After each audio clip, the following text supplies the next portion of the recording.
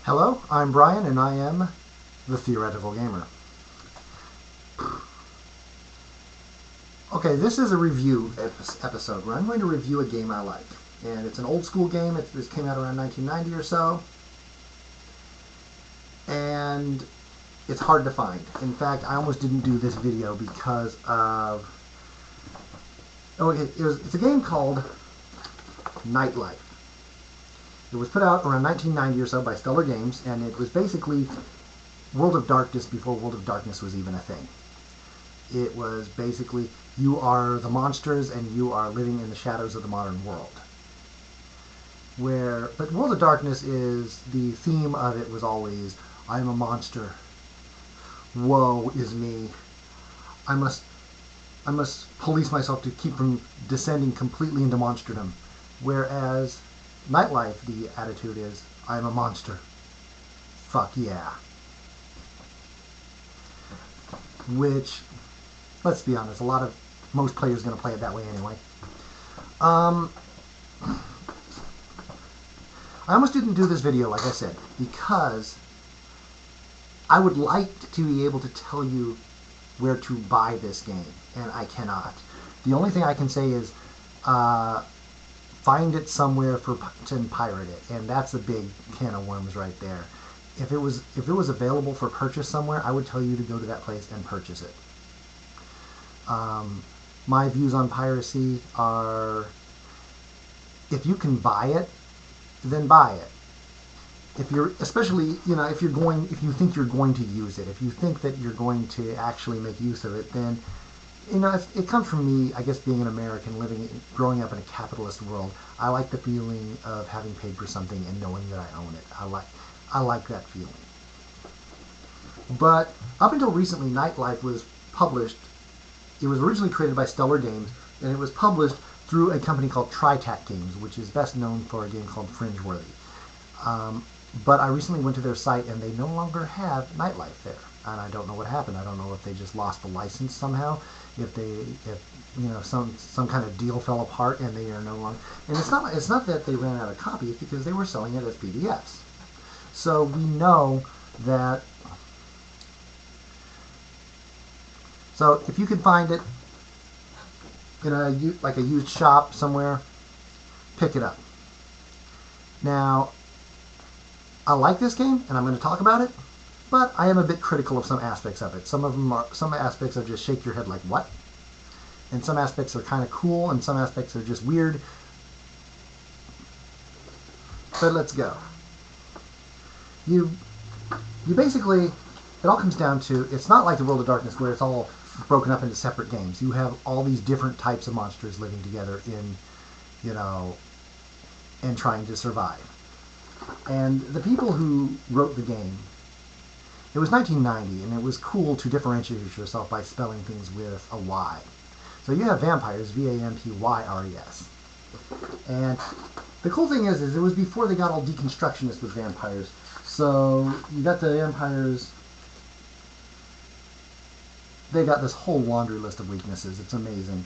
Like sunlight, immersion in running water. That's a fun one. I mean, it does say immersion. So going back to my guilty pleasure of Palladium games, Palladium vampires are hilarious because it's like they took the whole, wait a minute, vampires are affected by running water, and they came up with this whole system where you could kill them with squirt guns.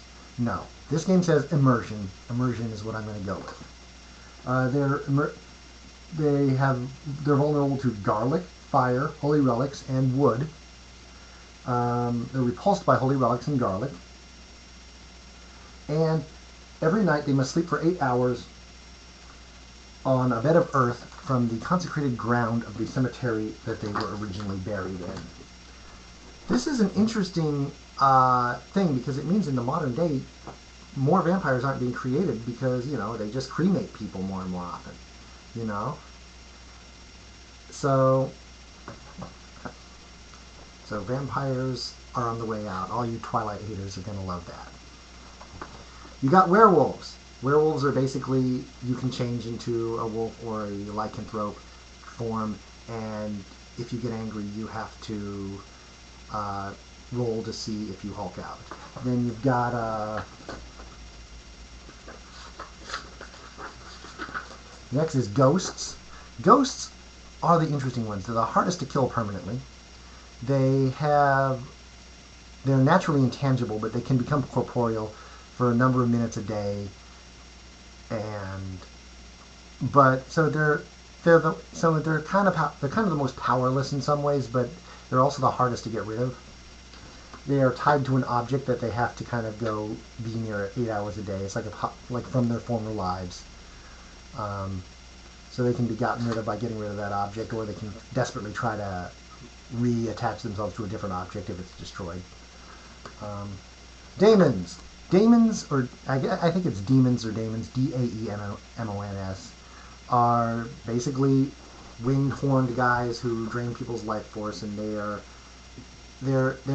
one of the races that aren't former humans. They are originally from some other dimension, and they're hiding in the shadows and feeding off of people.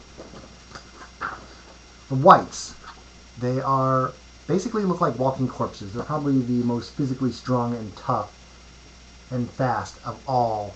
If you like the physical, punchy, go for the wights. They look like rotting. They look like shriveled up corpses, not rotting corpses, but shriveled up mummy corpses.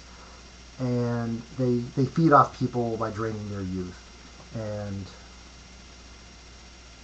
pretty cool. Okay, here's the one that I'm just gonna roll my eyes and sigh. The Inuits. Apparently they wanted to have, they said, well, it's set in the modern day, like North America. We need to have some kind of North American Indian type creature. Now, the Inuits are an actual race of people in the really real world. They're not supernatural creatures. And even discounting the weirdly racist nature of this, first, they don't make sense. They glow green when they use their powers. They have a compulsion to dress flamboyantly, which makes them the most fabulous out of all the monsters you can play. They're tied to a region of nature that they have to commune with once a month. I think they have a repulsion from holy relics, and that's really their only biggest weakness. They don't need to drain from humanity. They can. All of the kin, as they are called, can, but they don't have to. There's no reason for them not to. They can infect people and turn them into Inuits as well. There's no reason not to spread the love and turn everyone into an Inuit. There's no downside to being one. In addition to which, once a month, on the night of the full moon, they get a compulsion to go around turning people into Inuits. So, why isn't the world lousy with Inuits? So, weirdly racist, doesn't make sense in the context of the game. A half-assed attempt to introduce a Native American type creature to the game. Ignore them. Don't use them in their game. Don't use them in your game. And finally, animates. Animates is a catch-all category for a non-living thing that has been animated. Like it could be a stone golem. It could be a plastic mannequin that came to life. It could be a stitched together pieces of corpses into a Frankenstein-type creature. It could be a vat-grown homunculus. They all have basically the same stats and powers, but, and they all have, one of their powers is hostility from humans. Humans instinctively know that something's not right with them, and there's a roll, and if they make their perception roll, then, okay, I don't like you. And that's pretty much it. So you choose the monster you want to play, and it's what I referred to in a previous video as a fat game. There are lots and lots of powers, lots and lots of skills that you can choose from, so you get to go shopping. The powers, like I said, in true 90s fashion, they didn't want to just call them powers, they called them edges. And there are certain edges that everyone starts with, like everyone gets drain. Vampires drain blood. Werewolves can drain fear. A lot of them can drain life force. That's a good generic thing to drain. Um, the whites, Wyghts, they can drain youth. But there's a few generic ones that everyone can learn. Like everyone can get claws. Everyone can get danger sense. Everyone can get like locate human. Like if you met a human, you can like make a roll to locate them again, which seems like a weird power, but if you think about it, like, how did you find me? I have my ways. So there's some cool points there. There's time sense, which again, if you're a vampire and you need to know when the sun's coming up, that's the one to have. But then there's the ones that are basically specific to what kind of creature you are. Like, and it's like there's two different types of mind control powers. There's mesmerism and dominate, and they work differently. One of them is vampires, one of them is animates. Why make two different powers? Well, it gives each one a unique flavor. I kind of like that. It's like if you're playing Vampire the Requiem or Vampire the Masquerade, there's a power called Dominate, which, like, one of the clans is better at it, but anyone can learn it, and it's always the same. It always follows the same progression. Whereas, the different creatures have different variations on it. And so that's the edges. But then there's flaws like lots of different flaws depending on what you are, like the sunlight or stuff like that. There's a whole section in this book about New York City. This game really assumes that you're going to set your campaign in New York City. It gives like every neighborhood, every borough, every like all these different places that you can have in New York City. It's just, there's a whole section on gangs. Then there's a section of other races of the kin, which they tend not to be as powerful. They don't tend not to have as cool, or they tend to have weird restrictions, like they have to eat human flesh every night.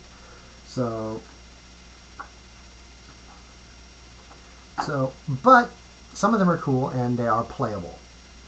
If you want to play something unique, so for the beautiful and unique snowflake players who just don't want to play something that's one of the core 7 or core 6, if you ignore Inuits, and you should ignore the Inuits.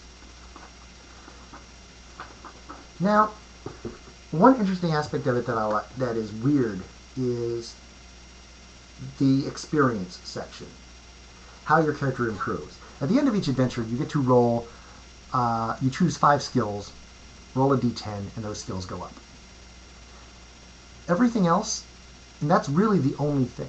You also have a score called humanity, which it's how human you are. If you have a high humanity, you can pass for human better. If you have a low humanity, it screws you up in various ways according to what kind of monster you are. And you also have another score called max humanity. You can spend max humanity points to increase your supernatural edges. So, and it caps the amount of effective humanity you can have. And then at the end of each game, it's like, and your humanity score can raise and lower, fluctuate throughout the game depending on what you're doing. And it's not really good or evil. It's, if you're using your powers or sucking life out of people, it lowers your humanity. If you're, rescuing kittens from trees or just working a job and hanging out at a bar with normal people, your humanity goes up. And at the end of each story or adventure, you resolve the humanity. It's like you lower the humanity and raise your max humanity, or vice versa. You kind of resolve them a little. And so you want to get that max humanity up so you can buy your edges up. So it's a weird paradox. You want to make yourself more human so you can make yourself less human. Stuff like that.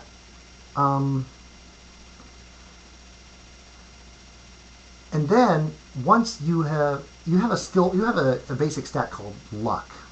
This is another weird part. You have fitness and luck, and they are added together to create your survival points. Your luck starts at the same level as every other stat, but at the end of each adventure, or at the end of each session, you roll a d10 and add it to luck, which means your luck score can get up into the hundreds. right? Which basically means your hit points, or survival points as they are called in this game, also go up to a massive level. And that way you get that one guy says, well, hit points don't make sense. Do you become physically tougher? Well, no. It's because your luck's going up and you have all these intangible forces that keep you safe. And then the maximum hit points you can have is 10 times your fitness. So if your fitness score is 25 and all of a sudden you've hit 250 hit points, well, you know what? That's as high as it can get. And at that point, you are considered no longer a youthful member of your race. You are mature. And any excess luck points you get above that point can be spent to increase your basic stats. It's a very weird and convoluted way to improve your character. And it's bizarre, and part of me likes it. I kind of like the idea that you reach a stage and then all of a sudden you can start improving your basic stats. Right? Another aspect is it's hard to die. If you're riddled with bullets, you die, but then you come back the next night. And you have a number of lives equal to your fitness score, which is that's kind of like the stat that everybody wants high, because it determines how many times you can die before you don't come back. Again, depending on what type you are, if you're a vampire and there's ways that will kill you permanently, like each type has a certain means that you can use to kill them permanently. Like, I think vampires can be burned to death, and it's like burned to ash by the sun, or immersed in running water, or staking them and cutting off their head and all that stuff. So stuff like that. It's like animates can be killed by dismembering them and burning the parts. So they each have their own method. But unless you know what you're doing, it's hard to bump them off. Elder vampires, once they have gotten maximum hit points and gotten maximum in all their stats, then they can start spending luck points to buy off deaths.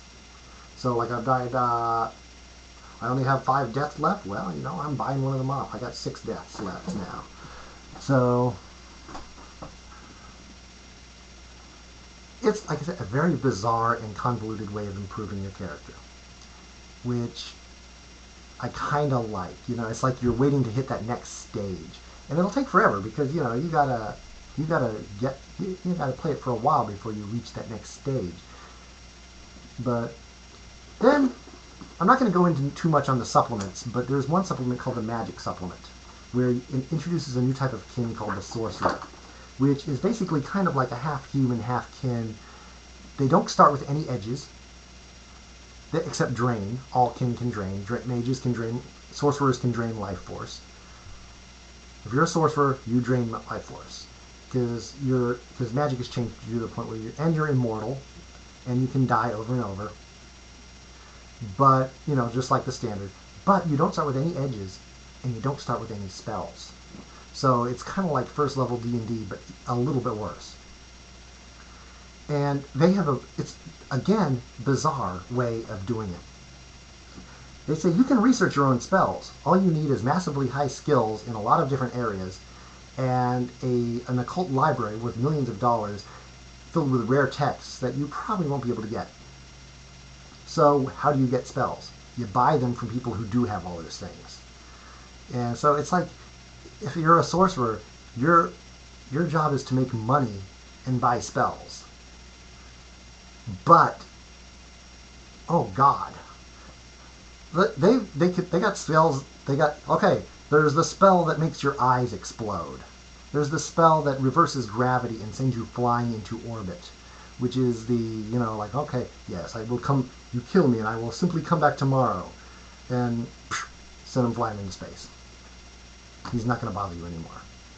There's spells there's some simple spells. There's your simple blast spell. There's your simple heal spell. But you can also create animates. You can also create zombies that follow you around and serve your whim. And I'm talking I'm not talking about like shambling, rotting zombies like Romero style that fall apart after a couple of days. I'm talking about like we're talking full-on voodoo zombies that can pretty much, it's pretty. It's, they are potentially really powerful. You just got to take your time with them. Anyways, like I said, if you can find this game, it looks like it would be a lot of fun. Again, it's one of those games that I would have to find people willing to experiment on it. Okay, interesting side note. There is a Facebook page for Nightlife, and it's run by one of the writers of the original Nightlife. And he actually he was going to put out a supplement called Street Velocity, which never got finished writing because apparently something happened with Stellar Games and things fell apart and it never happened. And it was basically going to be a lot of house rules on stuff that he used. And he fixed the Inuit problem. He replaced them with something called the Manitou, which I actually got to glance at the stats for the Manitou, and it was a great improvement. It was a great improvement. It wasn't so, and I would have liked to have seen that hit print. But for the most part, it's generally a good, solid game. It's quirky and weird, and it is very much to bring back one from my previous video. It's very much a what you can do type game. You've got you got a character sheet full of what you can do, and the quirky, and the game system is not overly memorable. It's just something there to let your character do what he does, and then the game master can wing the details.